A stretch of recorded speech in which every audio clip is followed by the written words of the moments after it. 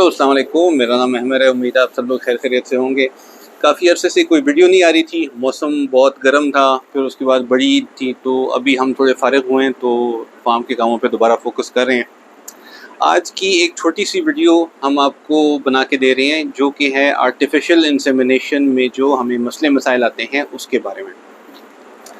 थोड़ा सा आपको बैकग्राउंड इसका दे दूँ। हम जब नस्ल कशी करते हैं भैंसों में, गाय में या बाकी चीज़ों में, इसमें दो तरीके होते हैं। एक होता है मसनूई तरीका, जो कि डॉक्टर आता है और सिरिंज के ज़रिए उसमें तुख़म रखता है और उससे एक बच्चा पैदा होता है। ये होती है आर्टिफिशियल इंसेमिनेशन। और एक होती है नेचुरल, जिसमें सांड बकरा या बैल गाय के लिए या सांड भैंस के लिए होता है और वो कुदरती तरीके से अपनी नस्ल को बढ़ाता है। भैंसों में यहाँ पे जो कुदरती तरीका है वो ज़्यादा राइज है, क्योंकि जो आर्टिफिशियल इंसेमिनेशन है वो उसका सक्सेस रेट बहुत कम है। अक्सर ये होता है कि आपको लगता है कि भैंस को हमला कर दिया गया है, लेकिन उसमें पता चलता है कि 3-4 महीने बाद कुछ भी नहीं था, वो प्रेग्नेंट नहीं थी, हमला नहीं थी, तो वो आपका वक्त ज़ाया हो जाता है। तो उसमें कुदरती तरीका ज़्यादा किया जाता है। जो आपके पास गाय हैं उसके अंदर मसनूई नस्लकशी ज़्यादा की जाती है, क्योंकि इसमें आपके पास जो सीमन होता है जिसको आप गाय में रखा जाता है, वो आपके पास अलग अलग नस्ल का और अच्छी क्वालिटी का अवेलेबल होता है और उसमें इसका सक्सेस रेट भी ज़्यादा होता है। तो आज मेरा फोकस होगा मेनली जो आर्टिफिशियल इंसेमिनेशन है, मतलब मसनूई तरीके से जो नस्लकशी की जाती है, उसमें क्या मसाइल आते हैं। अब मेरे पीछे आप देख रहे होंगे, ये कोई 4 बच्चे हमारे पास पैदा हुए हैं। ये सारे के सारे नर हैं।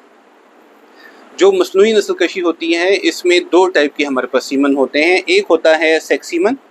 सेक्स सीमन में ये होता है कि आपके पास गारंटी होती है कि इसमें मादा बच्ची पैदा होगी।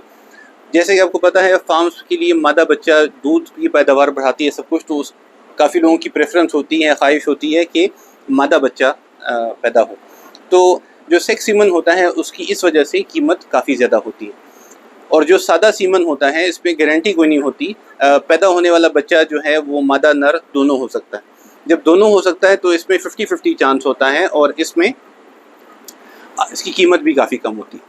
अब जो हमारे पास इशू आ रहा है वो ये है कि जो सादा सीमन होता है आर्टिफिशियल इंसेमिनेशन के लिए, उसमें 50-50 चांस होता है। तो अभी आप देख रहे हैं ये 4 बच्चे हमारे पास पैदा हुए हैं, ये एक के बाद दूसरा, और ये सारे के सारे नर हैं। हमारे पास टोटल 5 बच्चे कुछ अरसे में पैदा हुए हैं, उसमें से 1 मादी और 4 नर, और ये सारे के सारे नॉर्मल सीमन से पैदा हुए हैं। कहने का मतलब ये है कि इसका जो 50-50 रेट होना चाहिए वो आजकल बदकिस्मती से हो नहीं रहा। तो आपके जो सादा सीमन होता है, जिसमें आपको कहा जाता है कि भाई गारंटी कोई नहीं है, उसमें सारे आपको नर बच्चे के सीमन होते हैं, और जो मादा के सीमन होते हैं वो आपको सेक्स सीमन के तौर पे बेचे जाते हैं। तो अगर एक सेक्स सीमन 18,000 का है और ये 5-6-7 हज़ार का नॉर्मल सीमन है, तो ऑब्वियसली आप सादा सीमन अफोर्ड कर सकेंगे आराम से, और जो सेक्स सीमन होगा वो ज़रा काफ़ी महंगा होगा। तो महंगा होने की वजह से लोग उसको उनकी जेब इजाज़त नहीं देती, तो वो सादा सीमन इस्तेमाल करते हैं मसनूई नस्लकशी के लिए, कि भाई अगर 12 बच्चे पैदा हो रहे हैं तो उसमें से 6 मादा 6 नर होंगे। लेकिन ऐसा हो नहीं रहा बदकिस्मती से। तो अभी ये जो नर बच्चे पैदा हो रहे हैं, इनकी वजह से मसला क्या है। इसमें से एक आध आप रख लेंगे अपनी नस्ल बढ़ाने के लिए ब्रीडर के तौर पे। बाकी जो नर बच्चे हैं ये खाना उतना ही खाएंगे जितना कि मादा बच्चा, दूध भी उतना ही पिएंगे जितना एक मादा बच्चा। कुछ केसेस में ज़्यादा भी होगा, क्योंकि नर जो होता है उसकी जसामत थोड़ी बड़ी होती है। लेकिन इनका आउटपुट हमारे लिए एक डेयरी फार्म के लिए कुछ भी नहीं है, क्योंकि दूध की पैदावार में इसका कोई भी हिस्सा नहीं होता। ये आप लेटर ऑन गोश्त के भाव पे बेचेंगे। इनकी नस्ल क्या है और इनकी ब्रीड क्या है, इससे कुछ फ़र्क नहीं पड़ता। दूसरी चीज़, जो डेयरी कैटल की नस्लें हैं ये गोश्त की पैदावार के लिए इतनी अच्छी नहीं होती। तो ये जो मेल्स आप पैदा करते हैं ये आपको गोश्त के लिए अच्छी रकम नहीं देते। ये तो था पहला इशू कि भाई सेक्स सीमन में मादा बच्चा पैदा होता है, लेकिन नॉर्मल सीमन में जहाँ 50-50 चांस होता है नर और मादी का, वहाँ नर ही ज़्यादा पैदा हो रहे हैं। तो मतलब काफ़ी नुकसान होता है आपको एज अ फार्मर। दूसरा जो प्रॉब्लम है वो ये है कि जब आप सीमन ख़रीदते हैं, ये सारे इम्पोर्टेड सीमन होते हैं, इसमें जो नस्ल बताई जाती है आपको, कभी कभार इसमें, कभी कभार नहीं मतलब आधे से ज़्यादा केसेस में होता ये है कि इसमें वो नस्लें आपके पास आ जाती हैं जो कि ना गाय की थी ना सांड की थी। लेकिन हमारे पास, जैसे कि मिसाल के तौर पे आपके पास एक चोलिस्तानी फ्रीजियन गाय है और आपने उसमें जो सीमन रखवाया था वो आपने होल्स्टाइन फ्रीजियन का रखवाया, लेकिन आपके पास जो बच्चा है वो उसमें कुछ निशानियां जर्सी गाय की भी हैं। जर्सी गाय अपनी तरफ एक अच्छी गाय है, लेकिन ये नस्ल आपको चाहिए नहीं थी, ये उस सीमन में होनी नहीं चाहिए थी। तो ऐसे मसले आ रहे हैं क्योंकि आपको जिस चीज़ के पैसे आप दे रहे हैं वो चीज़ आपको मिल नहीं रही। अगर आपको मिक्स ब्रीड दी जा रही है और आपको पैसे प्योर ब्रीड के ज़्यादा लिए जा रहे हैं हमसे, तो ये चीज़ मतलब आपके लिए एक किस्म का 2 नंबर सीमन है।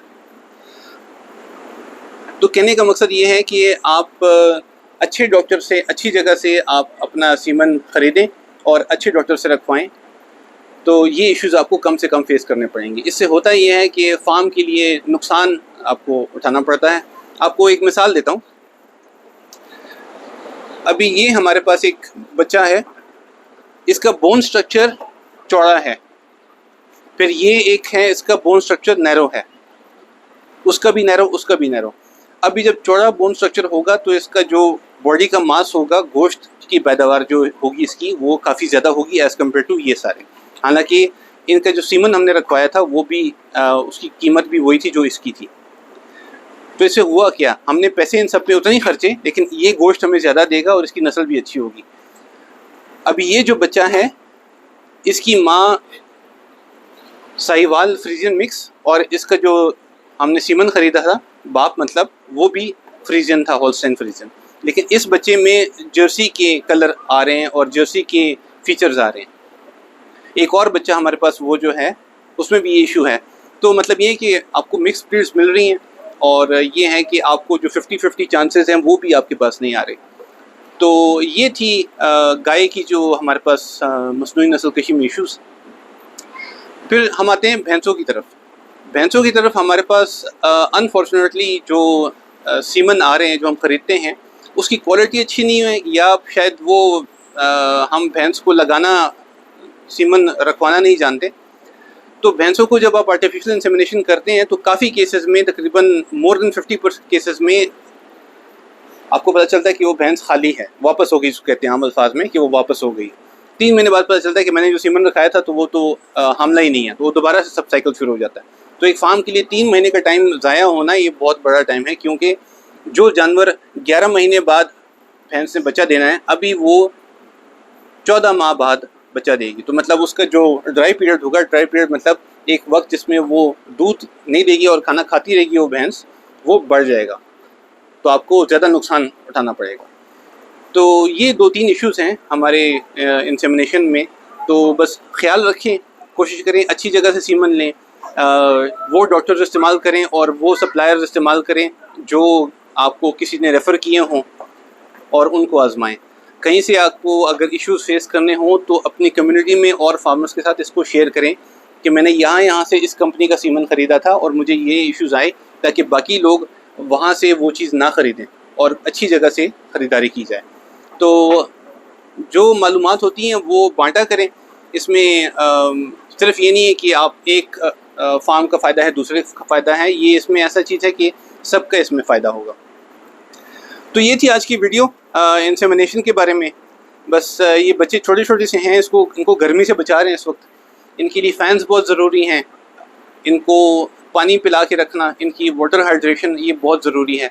तो गर्मी है, इनका बहुत ख्याल रखें और वैसे भी अपना भी ख्याल रखें।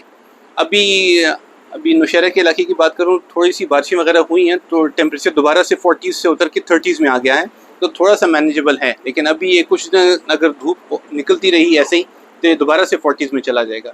तो बस बारिश के लिए दुआ करें कि हफ्ते में एक आध दफ़ा भी बारिश हो ना तो टेम्परेचर ज़रा नीचे रहता है। तो चलें, ये थी आज की वीडियो। वो लोग जो हमारा चैनल लाइक करें, सब्सक्राइब करें, उनका बहुत शुक्रिया। वीडियो पसंद आए तो आप बताया करें हमें, लाइक किया करें वीडियो को, चैनल को सब्सक्राइब करें और जिस तरह की वीडियोस आपको चाहिए हो ना, तो वो हमें बताया करें, ताकि आपकी मर्ज़ी का कंटेंट हम बनाया करें। कोई टॉपिक्स पे आपको इन्फॉर्मेशन चाहिए तो आप हमें बताएं, ताकि जो आपके सवालात हैं वो उसके जवाबात आपको भी मिल सकें और बाकी फार्म्स जो हैं वो भी उससे फ़ायदा उठा सकें।